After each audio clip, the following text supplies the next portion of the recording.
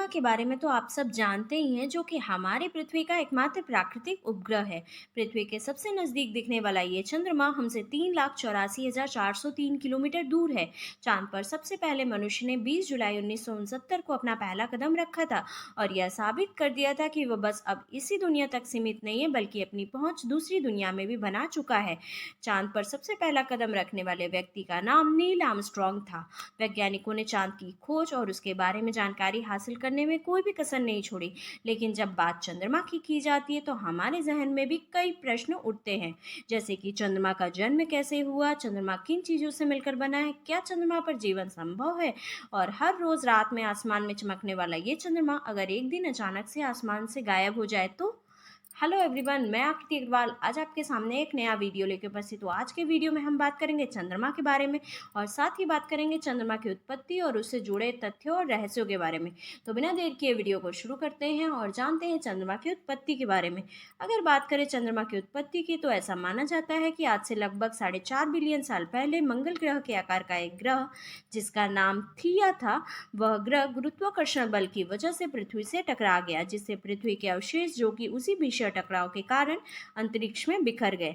कुछ टुकड़े अंतरिक्ष में ही वापस चले गए और कुछ बड़े टुकड़े पृथ्वी की ग्रेविटेशनल फोर्स की वजह से उसी के चारों ओर घूमने लगे। घूमते घूमते ये एक जगह एकत्रित हुए और इन्होंने ही मिलकर चांद का निर्माण किया। वह चांद जो हमारे धरती का इकलौता उपग्रह है। चांद का व्यास अगर बात करें तो 3474 किलोमीटर है और यह हमारे सौरमंडल का पांचवा सबसे विशाल प्राकृतिक उपग्रह है। धरती की तुलना में हमारे चांद का आकार लगभग 27% तक है। पृथ्वी के बीच से चंद्रमा के मध्य तक की दूरी 3,84,403 किलोमीटर है, जो कि पृथ्वी के परिधि के लगभग 30 गुना है। चंद्रमा की खोज की अगर बात करें तो ये कहना इस बारे में कुछ भी नामुमकिन है, लेकिन फिर भी इस टेलीस्कोप के जरिए इसकी खोज करने वाले व्यक्ति का नाम गैलीलियो था। तब उस समय यह मान्यता थी कि इसकी सतह चिकनी है, लेकिन गैलीलियो ने देखा कि यह सतह उबड़ खाबड़ है, जिस पर कई गड्ढे और चट्टानें विद्यमान हैं। हर रात हमारी पृथ्वी का यह उपग्रह हमें अलग अलग आकार का दिखाई देता है, कभी अर्धगोलाकार तो कभी संपूर्ण गोल, कभी तो यह दिखाई ही नहीं देता। यह ऐसा इसलिए होता है क्योंकि चंद्रमा का प्रकाश स्वयं का नहीं होता, बल्कि वह सूर्य प्रकाश को परावर्तित करता है, साथ ही वह पृथ्वी की परिक्रमा भी करता है। इसी वजह से इसके प्रकाशमान भाग का आकार घटता बढ़ता रहता है, जिसे फेजेस ऑफ मून कहा जाता है। अगर बात करें मून के स्ट्रक्चर की तो ये 3 लेवल्स में डिवाइड होता है। सबसे बाहरी सतह क्रस्ट, बीच में मेंटल और फिर सबसे अंदरूनी सतह को कोर कहा जाता है। क्रस्ट की मोटाई सतह से लगभग 70 किलोमीटर तक है। उसके बाद मेंटल आता है, जो कि 1330 किलोमीटर तक मोटा है। यह आयरन और मैग्नीशियम के घने पत्थरों से मिलकर बना है। सबसे अंदरूनी सतह, जो कि कोर कहलाती है, यह इनर कोर और आउटर कोर में डिवाइड होती है, जो कि आयरन से बनी है। साथ ही इसमें सल्फर जैसे दूसरे तत्व भी शामिल होते हैं। अगर बात करें चंद्रमा की जमीन की तो जब आप चंद्रमा की जमीन पर खड़े होकर देखेंगे तो आपको उसकी जमीन उबड़ खाबड़ नजर आएगी। इसकी जमीन पर कई सारे गड्ढे पाए जाते हैं। चांद की जमीन को सबसे पहली बार 1959 में टच किया गया था। 13 सितंबर 1969 को सोवियत संघ के मून मिशन ल्यूना 2 ने पहली बार कोई मानव निर्मित यंत्र चांद की जमीन पर उतारा। इसके बाद अमेरिका का अपोलो 11 ऐसा पहला मिशन था जिसमें एस्ट्रोनॉट समेत स्पेसक्राफ्ट ने चांद की जमीन पर अपना कदम रखा। 20 जुलाई 1969 को तब जब मानव इतिहास की सबसे बड़ी छलांग लगाई गई। इसके बाद कई मून मिशन को अंजाम दिया गया। दिसंबर 1972 के बाद चांद पर कोई भी इंसान नहीं गया।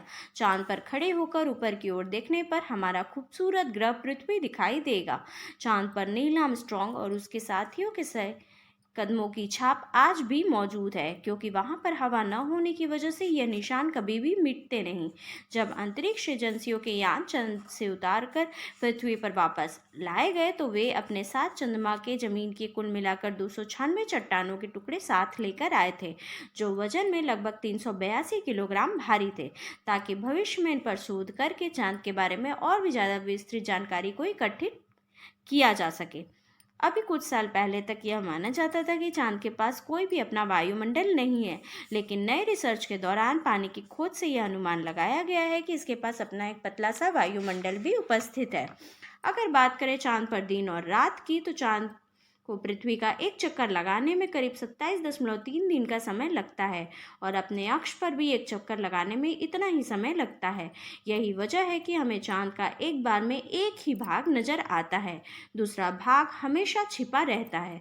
वही चांद पर एक दिन करीब 14 दिन का होता है और रात भी इतनी ही लंबी होती है। लिहाजा चांद की सतह पर मौजूद वस्तुओं पर चांद के रात और दिन का प्रभाव बहुत अधिक होता है। रात में चांद का तापमान लगभग -153 डिग्री तक गिर जाता है, जबकि दिन में उसका तापमान 180 डिग्री सेल्सियस तक बढ़ जाता है। रात वहाँ इतनी ठंडी होती है कि पृथ्वी का कोई भी मनुष्य शायद ही वहाँ रह पाए, बस्तियां बसाना तो दूर की बात है। और अब बात करते हैं कि हर रोज आसमान में रात में चमकने वाला यह चांद अगर एक दिन अचानक से गायब हो जाए तो इसका हमारे पृथ्वी पर क्या प्रभाव पड़ेगा। इसके बहुत से परिणाम हमें देखने को मिलेंगे, जैसे पृथ्वी पर समुद्री ज्वार भाटा चंद्रमा के गुरुत्वाकर्षण की वजह से ही आते हैं। कुछ वैज्ञानिकों का यह भी अनुमान है कि अगर चंद्रमा गायब हो जाए तो पृथ्वी पर दिन सिर्फ 6 घंटे का हो जाएगा, क्योंकि पृथ्वी के घूमने की गति को चांद ही प्रभावित करता है और अगर चांद ना रहा तो पृथ्वी के अक्ष पर घूमने की गति तेज हो जाएगी। साथ ही पृथ्वी पर उल्कापिंडों की बारिश होने लगेगी।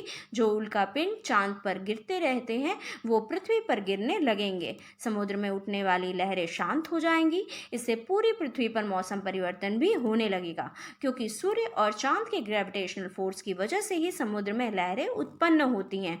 सब्जियों और औषधियों की स्वाद और गुणवत्ता में कमी आने लगेगी और साथ ही चांद हमारे मनोदशा को भी प्रभावित करता है। चांद के न रहने पर मनुष्य के सोचने और समझने की शक्ति का खत्म होने लगेगा।